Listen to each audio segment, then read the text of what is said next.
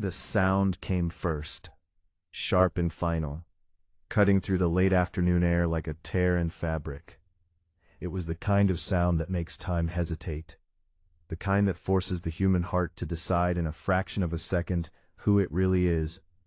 On a quiet city street, where wealth and struggle crossed paths without noticing each other, one ordinary single father stepped forward without thinking, and in doing so, rewrote the future of two families forever. Before the story goes any further, if you believe in kindness, second chances, and the quiet heroism of everyday people, take a moment right now to like this video. Share it with someone who needs hope, subscribe to the channel, and tell us in the comments where you're watching from. Your support helps stories like this reach hearts that are still waiting to believe. Daniel Harper had not planned to be brave that day. Life had taught him to think small, to focus on getting through one shift at a time, one bill at a time, one lonely evening after his son fell asleep. At 37, Daniel carried exhaustion in his shoulders and responsibility in his eyes. His wife had passed away 3 years earlier, after a short illness that drained not only their savings, but also the light from their small apartment. Since then, Daniel had lived for one reason alone, his 8-year-old son, Noah. Everything else was noise. He worked security shifts when he could, delivery jobs when he couldn't, and walked everywhere to save bus fare. Pride had long ago become a luxury he could not afford. That afternoon, Daniel had taken a temporary security assignment outside a downtown corporate building, a place so polished and distant from his own life that it felt like another world. The glass reflected the sky, the doors opened silently, and the people who passed through wore confidence, like tailored clothing. Daniel stood near the curb, hands clasped, eyes alert, thinking only about the overtime pay and whether Noah would finish his homework before falling asleep on the couch again. Inside that building, Richard Collins was concluding a meeting that would reshape his company's future. As one of the city's most powerful CEOs, Richard lived in a world of numbers, forecasts, and controlled outcomes. What he could not control, no matter how much money he had, was the deep fear that lived in his chest whenever his daughter Emily was near him. Emily was 10 years old, bright, curious, and still untouched by the cruelty of the world. After losing his wife in a tragic accident, Richard had wrapped his life around protecting Emily, often mistaking protection for distance. He provided everything except time, believing safety could be bought if the price was high enough. When Richard and Emily exited the building together, the sun was beginning to dip, casting long shadows across the street. Emily walked slightly ahead, distracted by something small and ordinary, perhaps a bird or a passing bus, while Richard glanced at his phone, answering one last message. It was in that unguarded moment that chaos chose its opening. A man stepped out from between parked cars, his movements frantic, his intentions dark. Fear rippled through the space like a shockwave. Daniel saw it before anyone else did. Training told him to assess, to wait for backup, to follow protocol. Instinct told him something else entirely. In the split second, where the world narrowed to one terrible possibility, Daniel saw not a CEO or a wealthy child, but a small girl standing in the open, and he thought of Noah. Daniel moved. He crossed the distance without hesitation, placing himself where danger and innocence collided. The sound that followed echoed against the glass walls and into the lives of everyone present. Pain exploded through Daniel's side, stealing his breath and knocking him to the ground.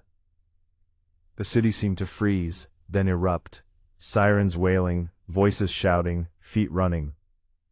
Emily was pulled back, unharmed but trembling, while Richard dropped to his knees beside the man who had just saved his daughter's life. Daniel lay there, fighting to stay conscious, his thoughts drifting not to himself, but to his son. He wondered if Noah would remember to feed the stray cat downstairs, if he would understand why his father wasn't coming home that night. Blood soaked into the pavement, and the cold crept in as the sky darkened. He had done what any father would do, he told himself. He had chosen a child over fear. The hospital room smelled of antiseptic and quiet miracles. Doctors worked quickly, and fate, perhaps softened by Daniel's selflessness, allowed him to live. Days passed in a blur of pain and exhaustion. When Daniel finally woke fully, he expected nothing more than medical bills and missed work. What he did not expect was Richard Collins, sitting quietly in a chair near the window. His expensive suit rumpled, his eyes heavy with something unfamiliar. Richard had spent those days watching his daughter sleep, replaying the moment over and over in his mind. For the first time in years, he understood how fragile everything truly was. The man lying in that bed had no obligation to him, no reason to care, yet he had stepped forward without calculation. That realization cracked something open inside Richard. From that moment on, the lives of the Harper family and the Collins family became quietly, profoundly intertwined. Richard ensured Daniel received the best medical care, but more importantly, he showed up. He visited often, not as a benefactor, but as a grateful father, trying to understand the kind of courage money could not buy. When Daniel worried about Noah, Richard arranged for the boy to be cared for without fanfare, making sure his pride remained intact. Recovery was slow. Daniel struggled with pain, with the fear that he might not be able to return to physical work. Nights were the hardest, when doubts whispered that bravery had cost him the only stability he had left. Yet each morning brought small signs of change. Noah smiled more, bills stopped piling up, and Daniel felt something unfamiliar growing alongside the pain, a sense that perhaps the world had noticed him for the right reasons. Richard, too, was changing. He began leaving the office earlier, attending Emily's school events, listening more than speaking. Watching Daniel interact with Noah taught him lessons no boardroom ever could. He saw how love was expressed not through gifts, but through presence, patience, and sacrifice. Slowly, Richard restructured his priorities, both in business and in life, creating programs within his company to support families struggling behind the scenes, inspired by a single father who had nothing left to give except his courage.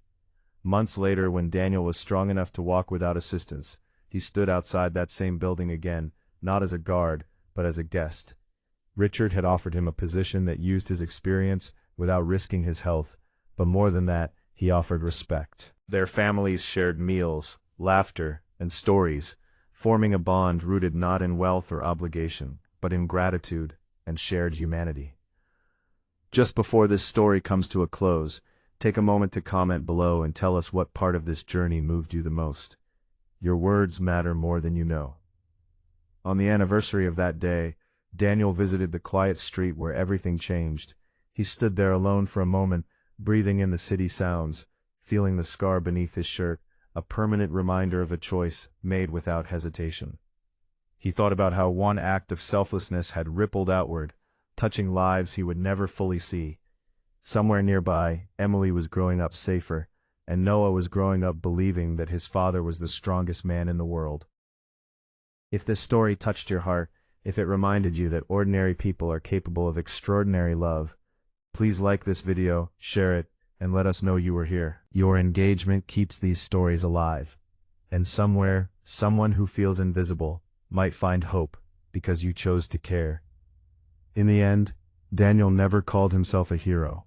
He returned home each night to his son, cooked simple meals, and lived quietly just as before. But two families carried the weight and the warmth of his decision forward, forever changed by a single moment when fear was met with love, and love refused to step aside.